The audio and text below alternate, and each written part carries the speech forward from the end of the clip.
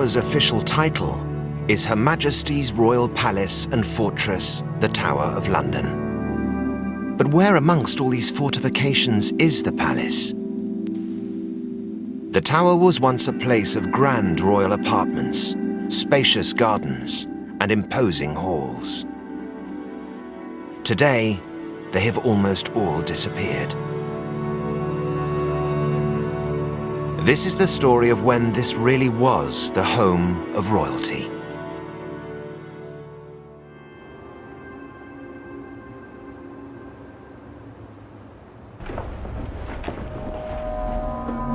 Historians at the tower have spent years searching for clues to bring to light the palace of 1300. This was the age of one of England's greatest ever kings, Edward I, the Hammer of the Scots.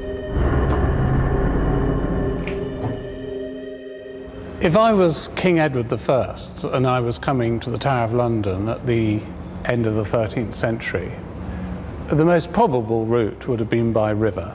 And I would have come in on a barge via this huge water gate. And from here, I could have entered the Tower of London into my private quarters. And I would pass beneath what surely must be one of the largest, if not the largest, medieval arch in England, which carries this quite extraordinary lodging made for the king above. To firmly control his lands, Edward I put up castles all over the country. But his royal lodgings at the Tower were unique. Overlooking the Thames, his rooms were the ultimate medieval penthouse apartment. Medieval accounts have revealed that the lodgings Edward built were made up of just 2 rooms, a hall and the king's private chamber. But which room was which? In the larger of the 2 rooms, Jeff found the answer in a surprising place. We found in this area of the wall clear evidence of an original 13th century feature. You can see there the fair face. It is in fact one side of a garderobe, lavatory. It's inconceivable that the king's chamber, his innermost sanctum, would not have been furnished with a garderobe, and that is the only one in the building. It's only by careful examination of buildings like this, St Thomas's Tower, the Tower of London, can we begin to understand what these royal lodgings were like. And it may simply be a scrap of paint or an area of plaster. All these details can be added up and they can give you a very clear, bigger picture. Millions of tourists visit the Tower every year in search of a taste of British history. But much of the Tower's palace lies lost beneath their feet.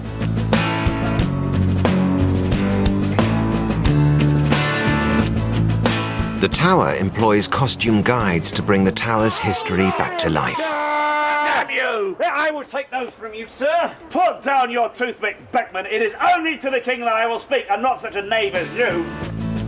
Today, auditions are being held for guides to work in Edward I's palace. Can I just take a seat over there? I'll let them know that you're here. Okay. Thanks.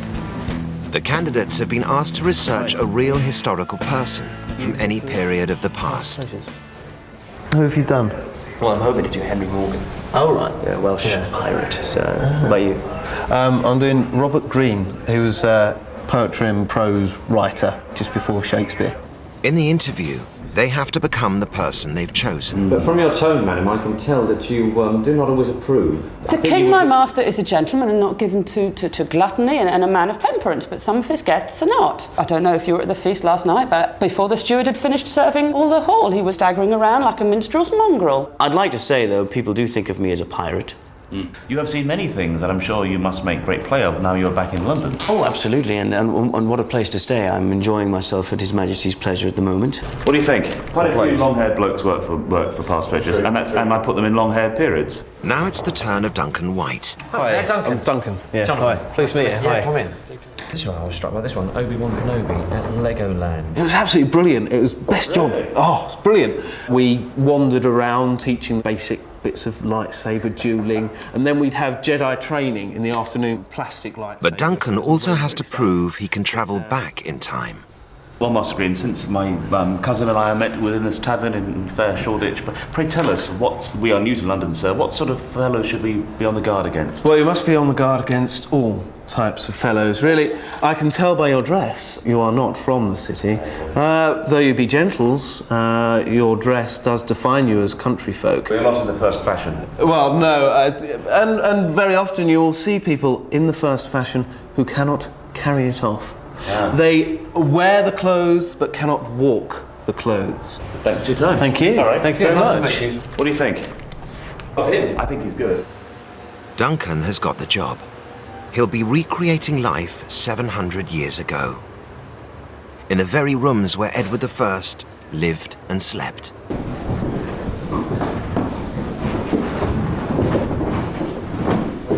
I think that's the toilet. It's lovely.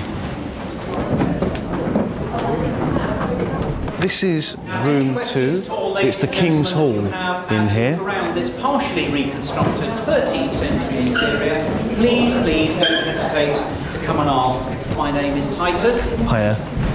I'm Duncan. Just got a job with Past Pleasures. Oh right, hello. Yeah, I'm starting my training soon. Yes. And then I'm going to be in here. So Right. you know, what will are there any I suppose really it good? depends what area of the Middle Ages you might have a personal interest in. Yeah.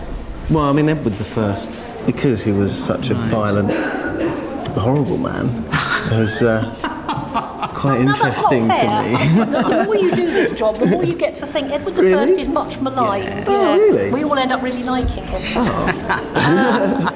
The work of the costume guides gives a flavour of human life in the royal court. But there's still a lot of historical research to be done to complete the picture of the buildings themselves.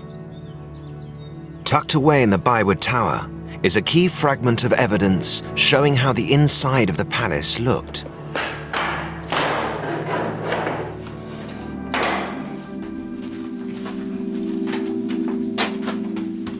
To find out more, scaffolding is being raised on the same site as a platform was put up 600 years ago.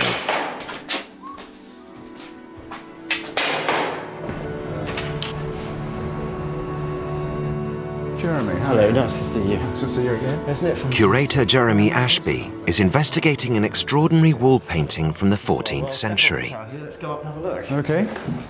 After you. Oh, yeah, thank you very much. The painting lay hidden under thick plaster until workmen discovered it just 50 years ago. Only a handful of people have ever seen it this close up. Is precisely the sort of painting you'd expect in the royal chambers. This is superlative quality. You can't really get better than this. This is one of the very best that survives in England. So I'm sure the paintings that were done in the main chambers would have looked exactly like this. If one looks at the style of the face here of St Michael, it's absolutely typical of this period in its basics, which are these sort of very heavy drooping eyelids and the very large nose, which you see on all the figures. And also the colouring to some extent, this typical contrast you get in the figure of St John the Evangelist. He's the most mutilated of all, isn't he? Because Yeah. only that bit of him survives, and the rest Yeah. of it was whacked out in the 16th century. When this chimney this- was put in, The figure that we're missing has got to be a crucifixion, Yeah. surely. Christ on the cross would have been in the middle, flanked by these Yeah. four saints. Even from what we've got now, fragmentary though it is, you can make some inferences towards the whole decoration of the room. To us, it's incredibly lavish, in some ways even gaudy, but I suppose they would have seen it in conjunction with textiles that are hanging, a lot more richness as well, and Yes. some quite sort of extravagant painted furniture. The work on this magnificent painting is typical of the way the tower's lost palace continues to be rediscovered. Each of the guides who interpret the palace chooses a medieval role. Do you want to pick her up? Okay. Put this on. Duncan is researching the character of King Edward I's falconer. Working relationship. Yeah. Put your hand into her Jess's. Lift her straight up. And do you want to have a go at flying her? Okay. Would there be anything in the dress of the falconer that showed that he was the falconer? Dark clothes, Yeah. Birds don't like things too bright. Right. The same clothes day in, day out, so he was probably a bit high. Yeah. But that's helped because it's continuity for the bird. Yeah. He wasn't allowed to drink because he needed to be sober when he was flying his birds. Right. However, if the birds flew really well, the king that night would serve him twice its supper.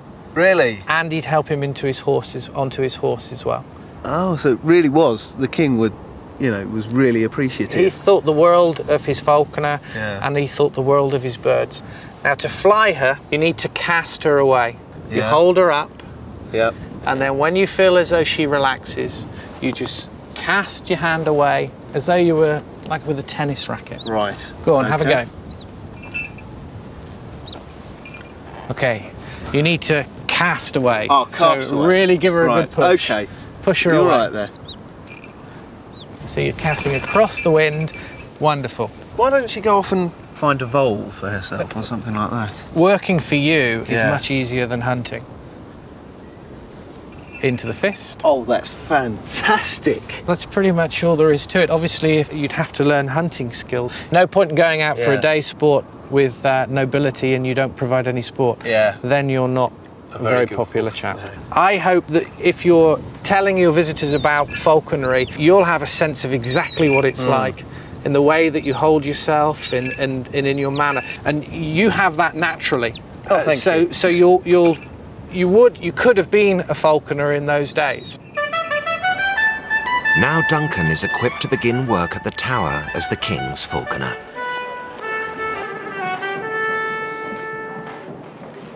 If you have any questions you'd like to ask, please don't hesitate to do so. We're here to be your guides in this area. Don't worry, we're not ghosts. So this room was quite private, so to get in here you would have had to have been, well, quite high up in the king's household. Thank you very much. Duncan is working in the very chamber where Edward I held court. Edward was 6'4", and he towered over the times in which he lived. Are you guys looking at the king and the queen? Oh, no. I'm the king's hunter, one of the king's huntsmen, and Natasha is one of the queen's ladies. Not nearly yes. tall enough. No. Edward I was 6'4".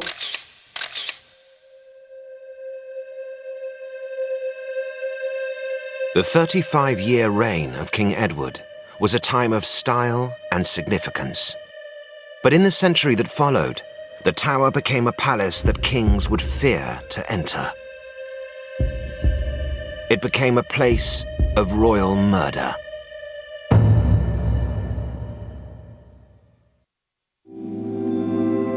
An extraordinary part of the Tower Palace remains fully intact. This is St. John's Chapel, a chapel royal. When we think of the history of this place and its royal significance, most of the buildings associated with it being a palace have been swept away a long time ago. This place remains, their chapel, the chapel of our kings and queens. It is directly what they saw. This place is incredible. It's the oldest Norman church in the country. One has a sense of being part of the history of this place going back to 1078. It's poetry in stone. The second tier of the chapel is where the Reverend Abram feels the monarch would have been found. I'm sure he came through that very doorway there to see what was happening during a service. I feel he'd be somewhere along here looking down, and I also feel the sacrament was probably brought to him by the priest. I cannot prove that. As we walk around, first of all, the roof is a circle, half circle. The windows, this was classic Norman architecture. Nothing comes to a point. Very simple, very direct. What is interesting is every coronation procession from about 1399 began with the knights coming to the main chapel. They would come and spend the night in vigil here, having had a bath. While in the bath, the king would put the sign of the cross onto their back. But then the next day, they led the coronation procession to Westminster Abbey. We pray for Her Majesty's Tower of London, for all who live here, work here, and visit here. And especially we pray for our chapel community, those who worship in this place. We beseech thee to save and defend all Christian kings, princes and governors, and specially thy servant Elizabeth our Queen, and grant... After the heyday of Edward I, Britain's kings and queens chose to stay away from the Tower in favour of plusher palaces, like Westminster further up the Thames. By the end of the 15th century, kings were coming here not to live, but to die. Henry VI spent more time at the Tower than any other monarch had ever done, 5 years in total. But he had very little choice. Henry had to fight for his throne in the Wars of the Roses, but he was a weak military leader. His rivals captured him, paraded him in disgrace through the streets of London, and put him under house arrest in the Tower. After his supporters were finally defeated in 1471, Henry's enemies descended on the Tower. The doomed king placed himself at the mercy of God.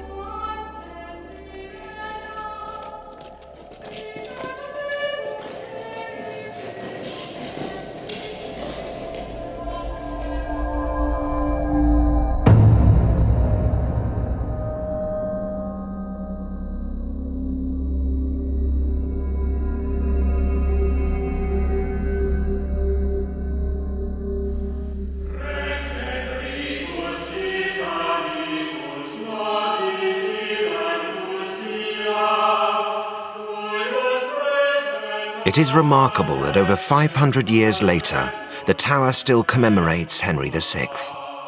This is the ceremony of Lilies and Roses, held every year on the anniversary of Henry's death.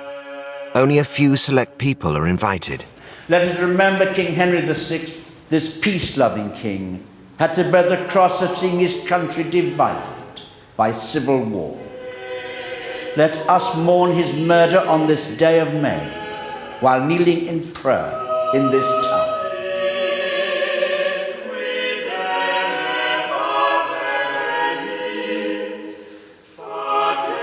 The flowers are emblems of 2 colleges Henry founded, lilies for Eton and white roses for King's College, Cambridge.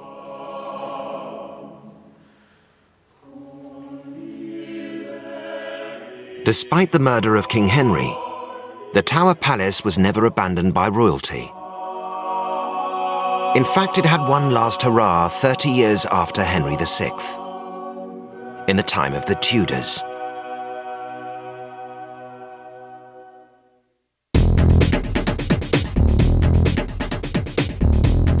It was important for a king to look the part, wealthy and physically strong.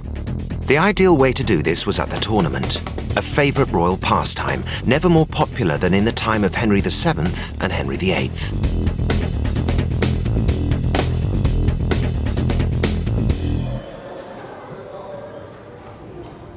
The Royal Armouries in Leeds is home to one of the greatest collections of arms and armour in the world. Karen Watts curates its jousting galleries. Well, here I have the helmet of Henry VIII, a gift to him from the Emperor Maximilian. It's our star piece in the whole museum. It was sold off as scrap metal from the Tower in 1649. This is extraordinary. You can breathe through the nose, you can speak through the mouth, and very scarily you can see through the eyes. This is the type of thing that is worn solely at court during some kind of palace entertainment to make a fabulous and grandiose entrance, for which Henry VIII was, of course, famous. The Tower was a palace, but did it ever hold a royal joust? A recently discovered document holds the answer, and Karen has come to the Tower to take a look. Here's a copy of the transcription. The original is in Latin. The document is a set of financial accounts for a royal spectacle which took place here 500 years ago. The big question is, what kind of tournament was it? We've got 3 forms of combat. We've got foot combats, we've got jousts, and we've got the tourney proper, which is a mock battle. Now, the early Tudors were really fond of jousts royal, as they're called, when they're fought over a barrier. That's one knight against another knight, and they're just charging at each other, and they're charging at each other. Working out what went on hangs on the interpretation of a single word. If the event involved a long central barrier, then the document points towards the most exciting form of tournament, the horse-mounted joust. We've got a stationis, which is obviously a stand. Yeah, good. Now, come with a partition. Now, does that mean that the stand is partitioned, stand comes with partitions, or can come be read as with, so a stand with partitions or divisions, of course. Divisions When I first read it, I thought that the way it worked is that the grandstand is actually divided up into boxes, and that's what the partitions are. But logically, when you ask the question, no, I mean, all it says is that the same chaps that are making the stand are also making partitions, and they might be something completely separate. You know, are there any pictures of this sort of thing? Yes. Let's have a look at the Westminster tournament roll. This is a brilliant idea. This is perfect. Now, this is a tournament taking place with Henry VIII at Westminster about 10 years after this document, so it really isn't long. Okay. So what we have is this famous tilt barrier. That's my partition then, is it? I think that's your partition. Yeah, okay. I think this is your stand. Right. And this is Henry. There's his lance. Yeah. Oh, there's the next bit of his lance down here. Whoop, and there it is here. And look, he's hit the head of his opponent. This is demonstrating that Henry has scored a hit because he has shattered his lance. This is why we know Henry's good. So, on paper, it appears the tower held a joust here.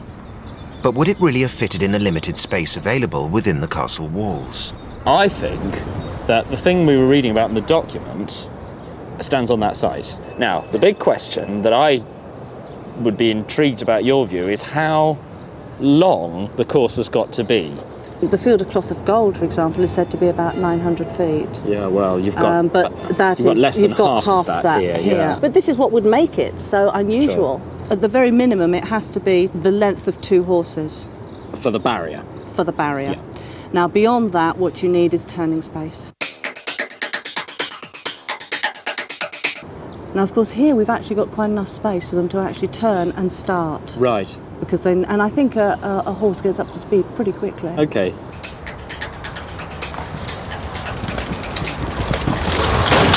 Excellent. So this actually looks as though we could quite easily have held a joust here in front of Henry VII in the stand. This is marvellous. For one night and one night only at the Tower of London, it all fits.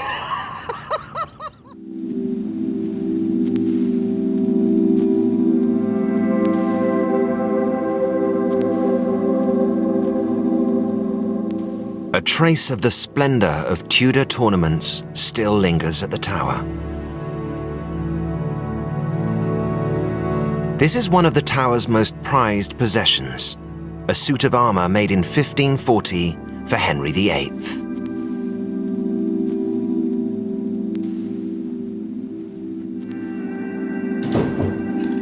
This is the armour of a very powerful man.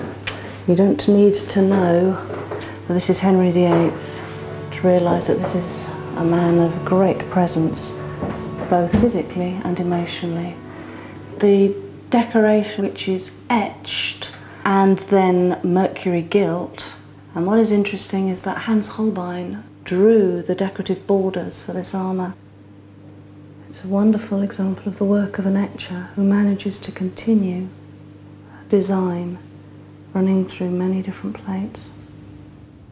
The armour was so precisely tailored that it still tells us a lot about Henry's powerful physique. In 1515, a Venetian ambassador came to visit Henry, who asked him whether the French king was as tall as him. The Venetian ambassador said he was, 6'2". Was he as stout? Yes. But does he have the legs I've got? And he opens his doublet, slaps his thigh, and says, look at these legs and look at these calves. I have a truly shapely calf, which the Venetian ambassador could not deny, saying that the French king's legs were really quite spindly. And that's because the French king, like all other men in those days, had no developed calf muscle at all. Henry was unusual in having a very strong muscle. The tower, dressed for a Tudor tournament, would have looked magnificent. But not as magnificent as for coronation celebrations.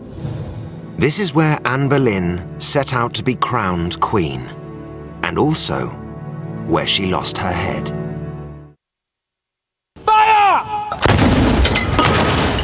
The Tower of London has been greeting VIPs with gun salutes for hundreds of years. Today, 4 guns are fired.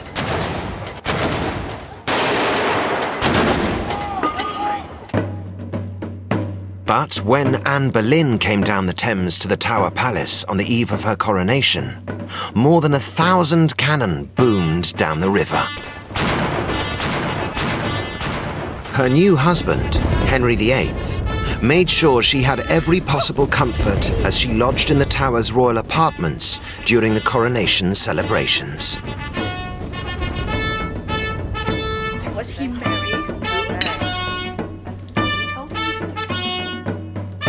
Anne's coronation was one of the last great moments for the palace at the Tower.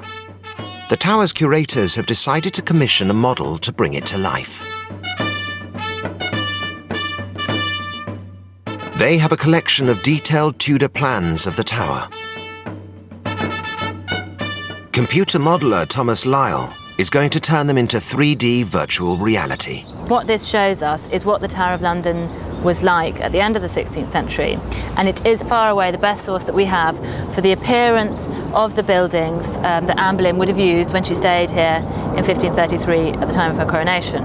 The Tudors were mad for pageantry and for sort of visual expression of power and occasion, and so although we don't have specific information or sources for this, it's a fair bet that the whole place would have been looking magnificent. And the other point, which is very important, is that on this particular occasion, as on all coronations, the reason that you come to the Tower is not because it's comfortable to stay in, because it isn't, not because it's handy, because it isn't, but because everyone had always done this, because it's an ancient historic building, because it was connected to the coronation of every previous sovereign of England. So it's a self-conscious act of repetition of what a king's predecessors had done. The king lavished affection on Anne, but she needed more than his love to make the public believe she was the true queen. Henry decided to exploit all the ceremonial associations of the Tower to boost Anne's popular standing. She was to be paraded before the people along the time-honoured coronation route from the Tower to Westminster Abbey. This was how all monarchs were displayed at coronation time, and Anne wasn't going to be any different. The problem was that the Tower's palace buildings were dilapidated. Henry rarely stayed at the Tower and saw it primarily as a fortress. But soon after he married Anne, the palace saw a sudden flurry of activity as her coronation approached.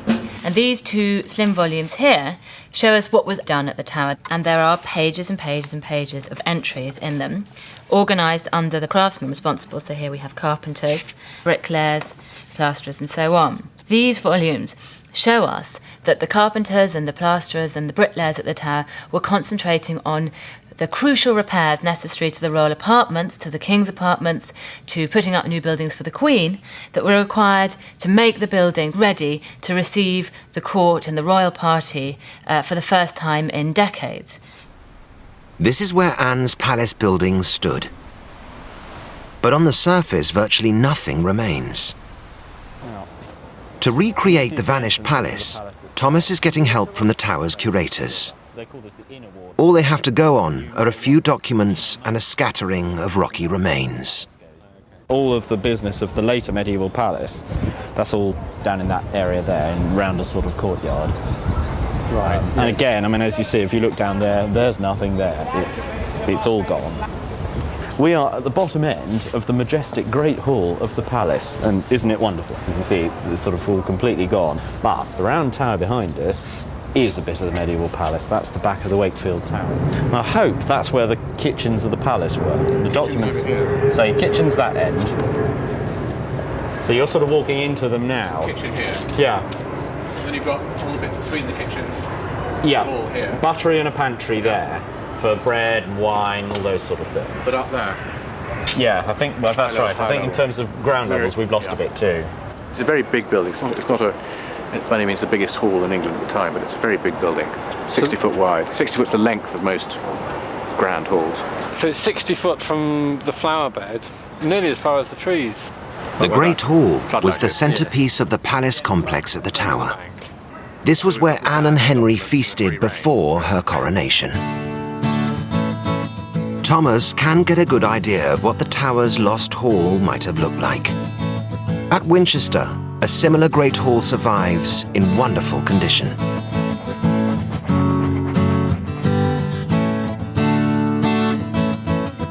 Winchester Great Hall was built at the same time as the now vanished hall in the Tower Palace, for the same purposes, by order of the same man, King Henry III, and with the same epic feel. This is the business end. Up here is the most important bit, and this is where the king would sit on a painted chair. There's documents about that, with the Queen if she was present, and with the highest dignitaries, and they sat in a raised position so that everyone can see them and they can see everyone. Well, this is just the sort of detail I'd really love to be able to tell you we had at the Tower, but I actually don't know. But, you know, if you just sort of squat down here and have a look at the base, Oh, it's very well, beautifully done. it's so lovely, isn't it?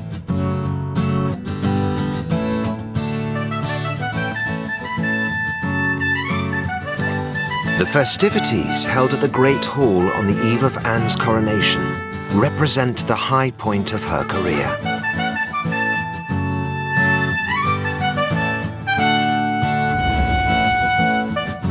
At 32 years of age, she was the wife of one of the greatest kings in Europe, pregnant with a future Queen Elizabeth I, and surrounded by luxury and indulgence.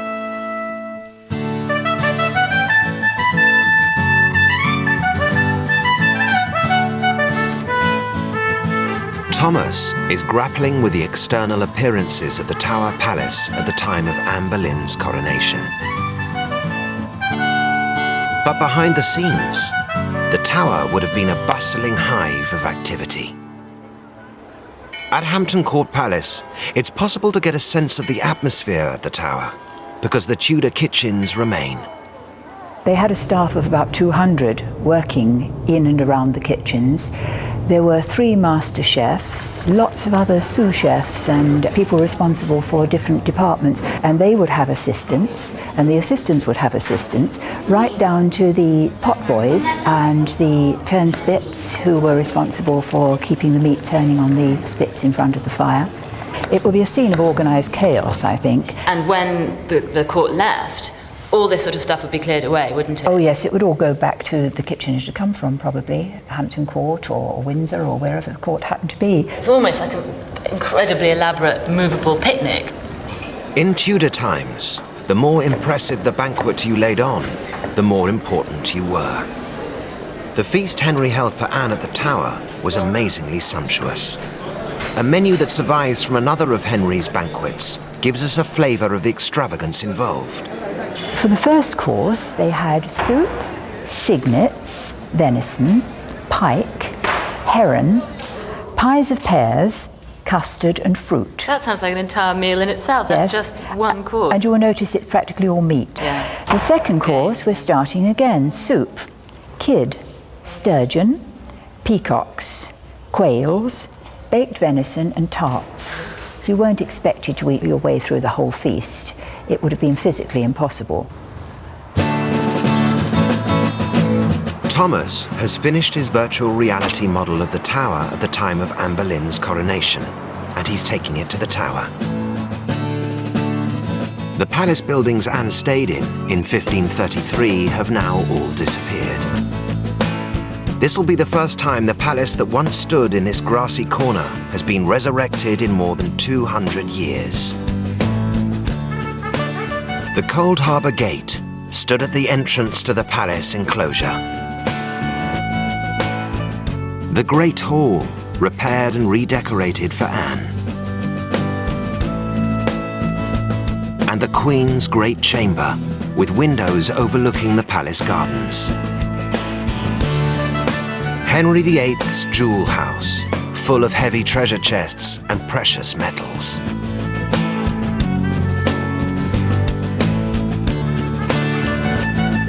To the east, the Great Garden, sitting in its own courtyard with low wooden railings and posts carrying statues of heraldic beasts. The King's Gallery for promenading and viewing the gardens. In the centre stood William the Conqueror's great white tower, which Henry topped with pepper pot domes and golden weather vanes. The tower curators are checking the model for accuracy. I think it's absolutely fantastic. Yeah, I mean, it is really good. It's terribly exciting. It's just so brilliant because you kind of imagine these buildings in your mind in a sort of vague way. And actually, in a sense, it is the process of making all those little tiny snippets of information into a sort of 3D image or an image of any sort that then allows you to realise actually that can't mean what I thought it meant because it doesn't work in that space. I think it's amazing because it is the backdrop for some of the great dramas of the Tower's history that we bang on about endlessly. That's a fantastic achievement. To see it there, brilliant. Anne Boleyn's coronation was the most splendid that Henry's money could buy. But only 3 years after she was crowned, she was brought back to the Tower Palace by force. This is where she spent both her finest and her final hour.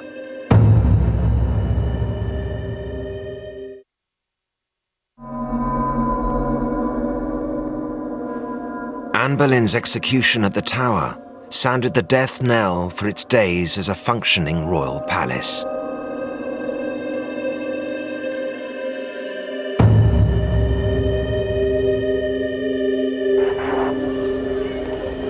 Thank you.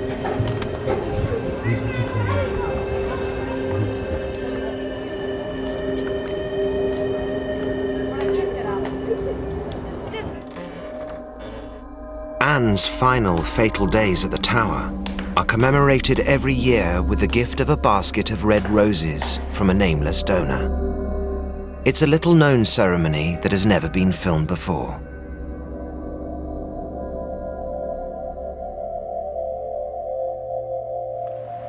Right, ladies and gentlemen, we're now stood on Tower Green, on which we have our very own private execution site.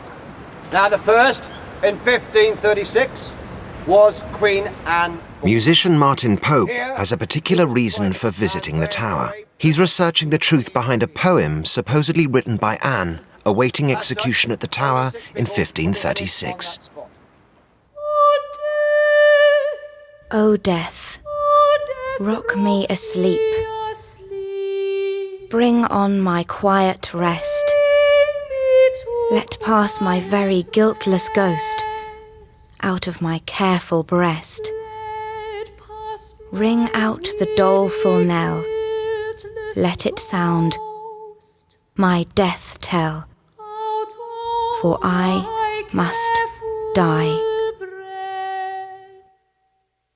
To start his investigation into whether the poem really could have been written by Anne Boleyn herself, Martin is visiting parts of the Tower traditionally associated with her. Where are we heading off to now, Geoffrey? Well, I thought I'd take the opportunity to show you one of the sights of the Queen's house, the so-called Anne Boleyn bedchamber, which I think you'll be amused by, if nothing else. Oh, lovely. This is it? This is it, indeed. Oh, good. This room, perhaps as the name suggests, is where it's generally believed that Anne Boleyn was imprisoned in the days leading up to her execution at the Tower of London. And here you see, a panelled room complete with ye olde four-poster bed, and somewhere on that lintel over there, the remains of an inscription which at once upon a time said Anne, but I think some of it's fallen away. The problem is, nice story, but perhaps the wrong setting, because we know from the accounts that Edmund Walsingham, the lieutenant of the Tower in 1540, only received money from the chamber that year, totalling about £450, to begin work rebuilding this house. So, in effect, this house was built 4 years after Anne Boleyn's death. The visitor in the 19th century expected to come here and see the physical remains of history and to be told that Anne's apartments had been demolished 150 years earlier was just not what they wanted to hear. I mean, they wanted to see the very space and the physical remains of history, and therefore places like this bedroom were created to meet that demand. Going back to my interest in this poem, which has been set as a song, do you think I'm going to be able to strip off the Victorian varnish and find any truth that it might have been written by Anne Boleyn? Oh, that's a difficult question to ask. I mean, I wish you luck. Martin's poem may be part of the Victorian sentimental attachment to the Tudor period. But many of the facts of Anne's imprisonment can be found in a diary kept at the time by William Kingston, the constable of the Tower. Anne was arrested at Greenwich on the morning of the 2nd of May, 1536. She was brought by barge from Greenwich down the Thames to the Tower, just as she had been for her coronation almost exactly 3 years before. But this time, there was to be no gun salute. Kingston wrote that she was almost hysterical, laughing and abandoning herself to tears, and had to be half carried to her quarters. There she was constantly watched by 4 women, All will be well, my lady. who reported back everything she said and did. Her trial was held in the same great hall at the Tower Palace that had been decked out for her coronation, without her knowing in advance the actual charges or evidence that would be brought against her. Her uncle presided over the court, and he wept as he pronounced her guilty sentence. She was found to have committed adultery with 5 men and to have plotted the death of the king. Although he originally found the poem in a book of Victorian verse, Martin is still unwilling to accept the possibility that his poem is of Victorian origin. At the British Library, he's already managed to trace it back to a much earlier Tudor manuscript. This is rather an odd document, quite a hodgepodge. Towards the back, there seem to be a collection of poems. Some of them have got authors put next to them, and I'm looking for O Death. And here it is at the bottom right-hand corner, as clear as a bell, very clear handwriting here. O death, rock me asleep, bring me to quiet rest. Let pass my weary, guiltless ghost out of my careful breast. Toll on thy passing bell, ring out my doleful knell.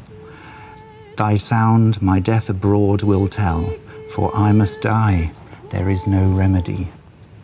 There's nothing here that doesn't suggest that the poem might have been in existence as early as 1536, the year when Anne Boleyn was so wrongfully doomed and locked up in the Tower of London.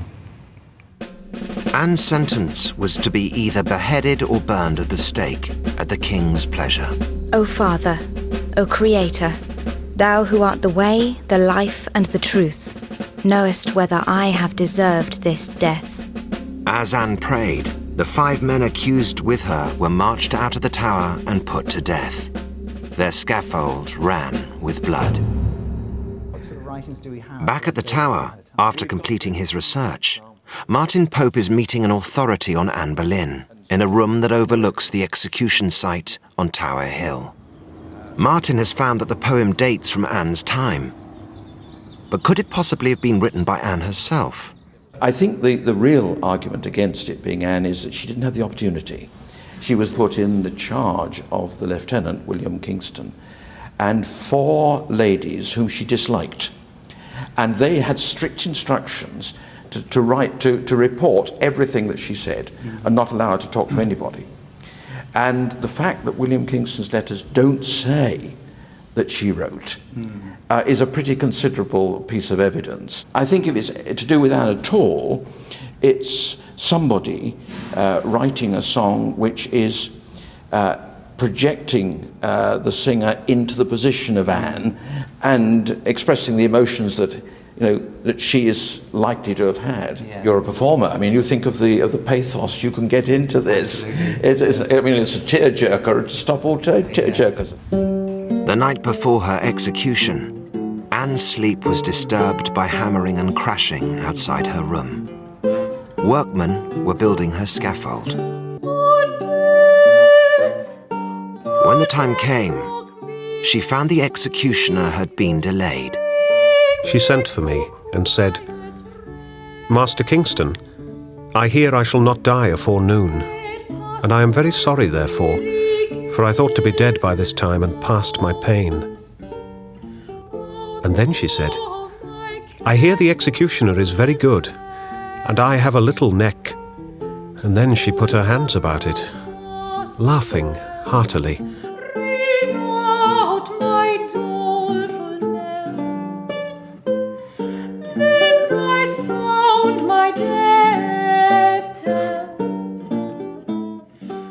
To Jesus Christ I commend my soul, Lord Jesus, receive my soul.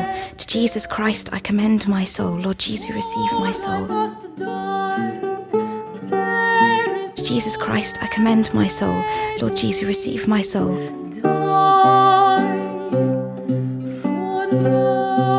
She kneeled down on both her knees and said, "To Jesus Christ I commend my soul." I commend my soul, Lord Jesus, receive my soul. And with that word, suddenly, the hangman of Calais smote off her head at one stroke with a sword.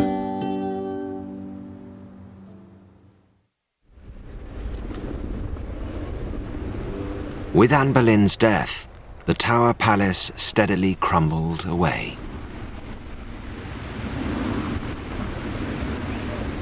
These glories were never to be repeated. Where the great hall once stood, now there's only grass.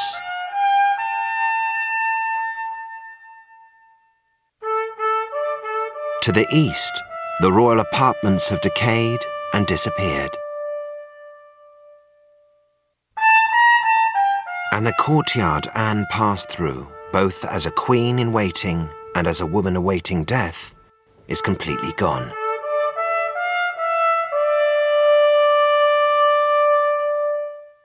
Anne's death fixed the tower in the popular mind as a place of imprisonment, suffering, and execution, though in its heyday it had been one of the grandest of all royal residences. But as more clues and traces come to light, the tower's lost palace may once more be associated as much with the magnificent moments in British history as with its darker side.